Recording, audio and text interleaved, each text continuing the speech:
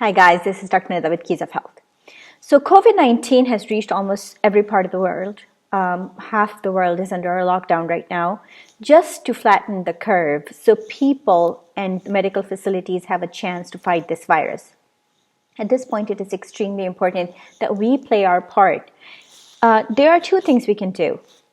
Be responsible and remain at home, maintain social distance. And the second thing we need to know is know the symptoms of this virus so we can act accordingly and appropriately.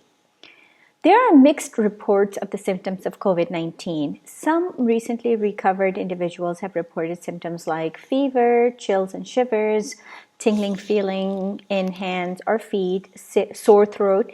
These are all symptoms of a typical flu. However, what is not so common, but these symptoms are experienced by some COVID patients, are symptoms like body aches, headaches, fatigue, congestion, and runny nose. It is understandable that many people wouldn't even consider that they would have coronavirus, especially if they have not come in contact with someone who is sick or has been tested positive. You cannot guess based on the symptoms whether you have influenza, COVID-19, or something else. Testing is crucial, but this is where it gets complicated. Testing is not easily available. In fact, in some places like the United States of America, it is not available at all in some places and not to vast majority of the people. This is why it is important to pay attention to the symptoms and be pragmatic about them. First major sign of coronavirus, first major symptom is high temperature. Fever is most common on an average 5 days after the exposure. Temperatures above 101 degrees Fahrenheit or 38 degrees Celsius is high enough. Close to 90% of the COVID patients have had fevers. There is a reason for that. It is your body's attempt to kill off pathogens which are sensitive to temperature change. Next symptom is coughing. Because it is a respiratory virus which is attacking your lungs, your body's natural response is to cough out and get rid of this obstruction in the airways. Now, it is not a wet cough, it is a dry cough. So you have fever, you have dry cough. Then comes intense fatigue. Your body wants to rest in order to recuperate and fight off whatever is hurting it. The problem is that these are all consistent with symptoms of a common flu. You may have seen comparison sheets being published by various sources comparing COVID-19 to common cold and flu and allergies. Pay attention to those. I would recommend you save those sheets. I will share them with you in the About section of this video, and I also post it on Facebook and Instagram. But remember, these are indicators, not a proof. You need to get tested to be sure that you have COVID-19. Then what about people who cannot get tested? This is where isolation comes in. We have to be realistic and pragmatic, and we have to be responsible. If you have checked off, let's say about 90% of the symptoms on these lists that I have shared with you, you need to go in self-isolation. That means a room with no one else in there with you.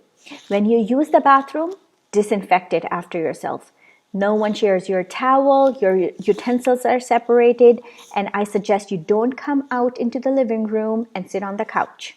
Stay in one place which has proper lighting and ventilation. If you can get sunlight in the room, it is a luxury, it's a plus. Make sure you open the windows and let in fresh air, even if you are cold. Bundle up for those few minutes and let the air circulate. You don't want your room to become an incubator of germs. Take regular showers. That will not only keep you clean, it will also make you feel better and normal.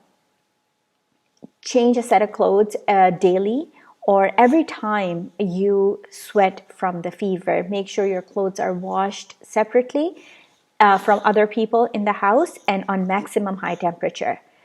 You are not in prison. You're not being punished. You don't want to go into a mental crisis. You just want to be responsible to make sure no one else is infected until you receive medical help. If you can get an air purifier, it's a plus. It will relieve stress from your lungs and help them heal properly. Remember, all we are doing is creating an environment to help your body fight the virus and heal itself. We're not treating it per se. We are enabling it to heal itself. There are hotlines in some places, virtual clinics in others. There are field hospitals dedicated to COVID cases in some areas. I don't know where you are and what is in place where you are. But now would be a good time to find out what you should do if, God forbid, you do catch this virus and become positive.